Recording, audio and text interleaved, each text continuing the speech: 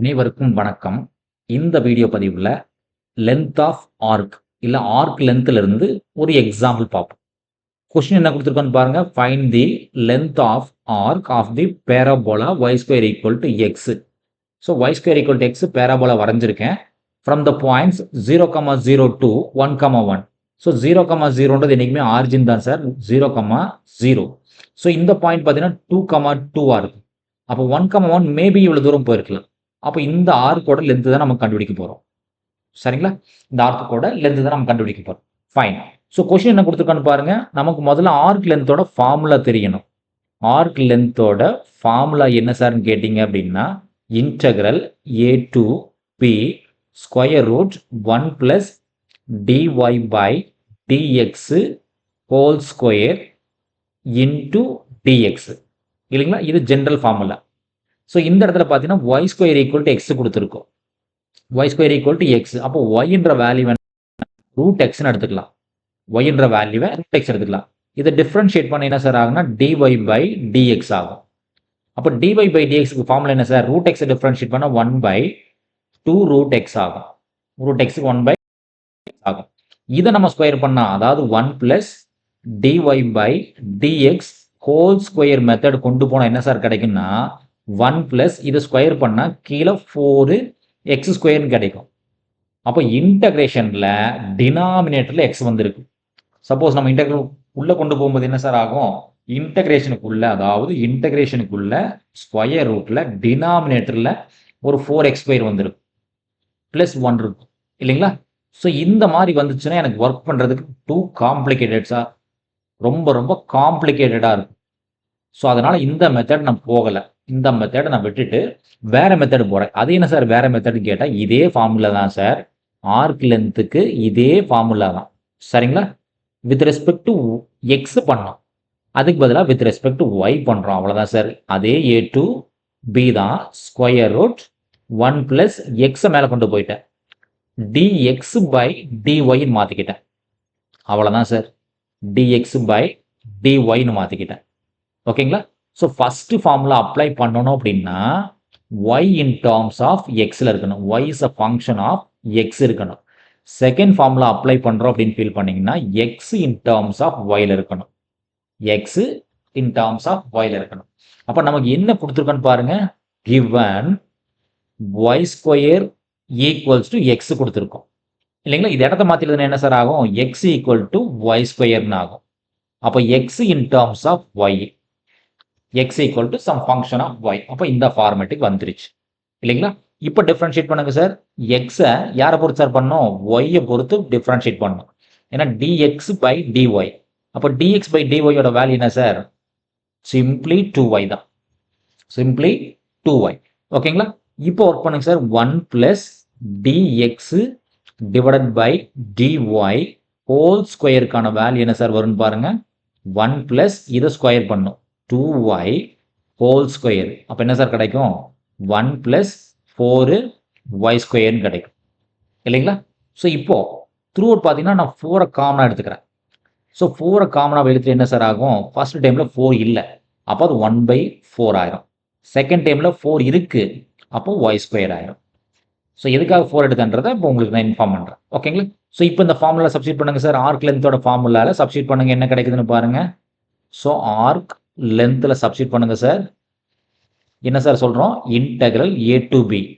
So square root 1 plus dy by dx by dy இல்லைங்களா? இப்போ அந்த dx பை dy வேல்யூ வச்சிருக்கோம் இல்லைங்களா? 4 இன்டூ 1/4 பிளஸ் y ஸ்கொயர் இல்லைங்களா? இதெல்லாமே ஸ்கொயர் ரூட்டுக்குள்ள வித் ரெஸ்பெக்ட் என்ன சார் ஆகும்? ஃபர்ஸ்ட் ஒன்ல எக்ஸ் இருக்கு. அப்போ இது என்ன சார் ஆகும்னா ஒய்யா கன்வெர்ட் ஆயிரும். ஸோ இங்கே எக்ஸ் வராது சார். ஏன்னா இது function in terms of y. அப்போ dy தான் வரும். dy. அப்போ ஒய்யோட லிமிட் என்னன்னு பார்க்கணும். ஸோ ரெண்டுமே நமக்கு பார்த்தீங்கன்னா 0 to 1 தான். 0 to 1 தான். பாயிண்ட் பார்த்தீங்கன்னா ரெண்டு பாயிண்ட் சேம் தான். என்ன சார் பாயிண்ட் கொடுத்துருக்கோம்?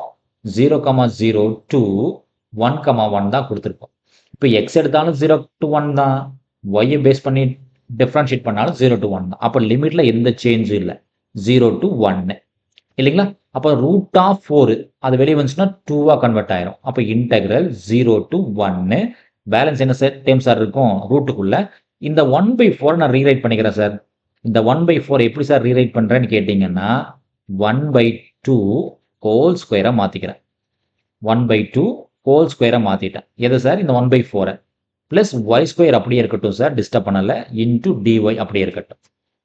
இது எந்த ஃபார்முலா இருக்குன்னு பாருங்க சார். இதனோட ஃபார்முலா, இதுக்கு ஒரு ஃபார்முலா இருக்கு. என்ன சார் ஃபார்முலானா, integral root of A square plus X square dx இருந்துச்சு அப்படின்னா, இதனோட ஃபார்முலா என்ன சார்னா, X by 2 square root A square plus X square and plus A square by 2 sin h inverse x by a. இது general formula sir. இந்த இடத்துல நம்மளோட original ப்ராப்ளத்தை கம்பேர் பண்ணி பாருங்க சார். ஏ பதிலா என்ன சார் இருக்கு? இது ஏ ஸ்கொயர் ஃபார்மெட்ல இருக்கு. எக்ஸ்ன்ற பிளேஸுக்கு பதிலா ஒய் ஸ்கொயர் இருக்கு. அதாவது ஏன்ற பிளேஸுக்கு பதிலா 1/2 இருக்கு. எக்ஸ்ன்ற பிளேஸுக்கு பதிலா ஒய் இருக்கு. அவ்வளவுதான் சார். இப்போ சப்ஸ்டிட் பண்ணுங்க சார், என்ன கிடைக்குதுன்னு பாருங்க. ஸோ இந்த 2 அப்படியே இருக்கட்டும் சார், டிஸ்டர்ப் பண்ணாதீங்க. 2 டிஸ்டர்ப் பண்ணாதீங்க. எக்ஸ் பை 2, எக்ஸுக்கு பதிலாக Y. So Y by 2 square root A square. ஏவோட வேல்யூ 1/2. அப்போ 1/4 பிளஸ் எக்ஸுக்கு பதிலாக ஒய் இருக்கு. 1/4 plus Y square plus A square. ஏக்கான வேல்யூ 1/2. அதை ஸ்கொயர் பண்ணிருங்க. By 2 sin h inverse X. எக்ஸோட வேல்யூ ஒய் பை ஏ. ஏக்கான வேல்யூ 1/2. Limit 0 to 1. ஓகேங்களா? இப்போ லிமிட் அப்ளை பண்ணுங்க சார், என்ன கிடைக்குதுன்னு பாருங்க. ஸோ 2 டிஸ்டர்ப் பண்ணாதீங்க சார், 2 எல்லாத்துக்குமே சொந்தம். ஒய்க்கு பதிலாக 1 போடுறோம். அப்போ 1/2 ஸ்கொயர் ரூட் 1/4. ஒய்க்கு பதிலாக 1 போடுறோம். அப்போ 1 ஸ்கொயர்னா 1 தான் இல்லைங்களா?